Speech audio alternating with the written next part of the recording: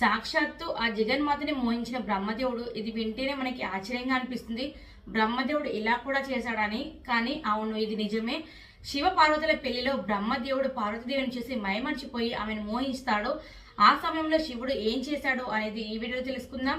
అలాగే ఒక పుణ్యక్షేత్రం గురించి కూడా ఈ వీడియోలో ఉంటుంది. ఇప్పుడు నేను చెప్పబోయే స్టోరీ ఏదైతే ఉందో అది కల్పితం కాదండి, నిజంగా కథ. దానికి సాక్ష్యాలు కూడా ఉన్నాయి, అవి కూడా నేను మీకు చూపిస్తాను. వీడియో అయితే పూర్తిగా చూడండి. నచ్చితే లైక్ చేయండి, సబ్స్క్రైబ్ చేసుకోండి. పక్కనే బెల్ ఐకాన్ ఉంది కదా, అది క్లిక్ చేస్తే నేను వీడియో అప్లోడ్ చేసిన వెంటనే నోటిఫికేషన్ ఎవరికి ఈజీగా వచ్చేస్తుంది. నా పేరు శ్రావణి, మీరు చూస్తున్నారు అంతా శివహోమం ఛానల్. శివ పార్వతుల వివాహం జరిపిస్తున్నప్పుడు పురోహితుడైన బ్రహ్మ పంచముఖుడు అంటే 5 ముఖాలు కలిగి ఉన్నాడు. 4 ముఖాలతో మంత్రోచ్చారణ చేస్తున్నాడు. కానీ ఆయన 5వ ముఖంతో పార్వతీదేవి సౌందర్యాన్ని ఆస్వాదిస్తూ అలా చూస్తుండిపోయాడు. ఇది గమనించిన పరమశివుడికి కోపం వచ్చింది. బ్రహ్మకు ఎలాగైనా బుద్ధి చెప్పాలి అని చేయి చాపి ఒక దెబ్బ వేశాడు. మహేశ్వరుడి చేతి దెబ్బ సాధారణమైంది కాదు కదా. దాని ప్రభావానికి బ్రహ్మ 5వ ముఖం తెగిపోయింది. కానీ కింద పడలేదు. శివుడి అరచేతికి అతుక్కుపోయింది. అది ఎంత విదిలిచ్చినా అది ఆయన చేతిని వదలలేదు. క్రమక్రమంగా ఎండి చివరికి అది కపాలంగా మారిపోయింది. బ్రహ్మ అపరాధం చేశాడు. దానికి ఆదిదేవుడు శిక్ష వేయాల్సి వచ్చింది. అయితే అది సరాసరి బ్రహ్మహత్యగా పరిణమించి ఆ పాపం అంతటి మహాదేవుడికి అంటింది. జగద్గురువైన మహాతపస్వి అయిన మహాదేవునికి కూడా ఆ పాప ఫలం తప్పలేదు. దేవతలందరినీ పిలిచి నిస్సంకోచంగా జరిగింది చెప్పి తన పాపానికి ప్రాయచిత్త మార్గం ఏమిటో చెప్పమన్నాడు మహాదేవుడు. దేవాదిదేవ, పరమ జ్ఞానివి, నీకు తెలియని ధర్మం లేదు. ఈ జగత్తును నడిపిస్తున్న వాడివి, శాసించగల వాడివి. అయినా మాపై కృపతో ఒక సలహా ఇవ్వమని కోరావు కనుక మా జ్ఞాన పరిమితికి తోచింది చెబుతున్నాము.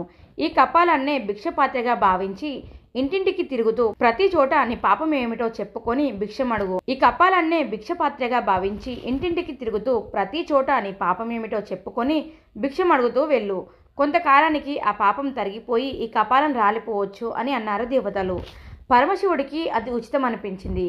భిక్షువుగా మారి ముల్లోకాలు తిరుగుతూ మళ్ళీ తన వివాహం జరిగిన చోటుకే చేరాడు. హిమాలయ పర్వతాల్లో తాను పూర్వం కేదారేశ్వరుడుగా అవతరించి సంతోషించిన మామ హిమవంతుడు అంటే మహాదేవుని మామ అయిన ఆ ప్రాంతాల్లో శిఖరాలను, నదులను ఆయనకు కానుకగా ఇచ్చేశాడు.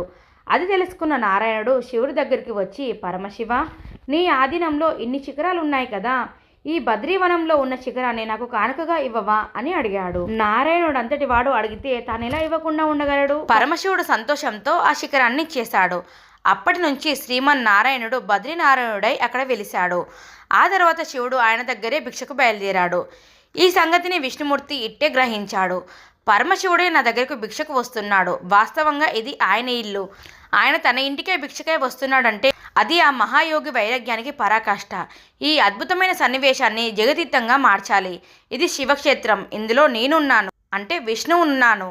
ఇక్కడికి శివుడు బ్రహ్మ కపాల సహితుడే వస్తున్నాడు. ఈ కపాలం బ్రహ్మదేవుని ఊర్ధముఖానిది అంటే ఆదిలోకాలని ఊర్ధ్వలోకాలని అనుసంధానం చేసే ముఖం. చిరకాల శివహస్త స్పర్శ వల్ల దానిలోని దుర్భావాలన్నీ నశించిపోయాయి. ఇప్పుడు అది పరమ పవిత్రం. దాన్ని ఇక్కడే సుస్థిరం చేయాలి. దానికి తోడు నా శక్తి, శివశక్తి ఇక్కడ కలిసి ఉన్నాయి అని భావిస్తూ విష్ణువు శివుడికి ఎదురేగి ఆయన కపాలంలో భిక్ష వేయబోయాడు. అంతే, ఆ కపాలం కాస్త ఓడి కింద పడి శిలామయ శివలింగ రూపంగా మారిపోయింది. అప్పటి నుంచి బద్రీనారాయణ స్వామి సన్నిధిలో ఉన్న శివలింగ రూపధారణయే బ్రహ్మ కపాలం మహాక్షేత్రమైంది.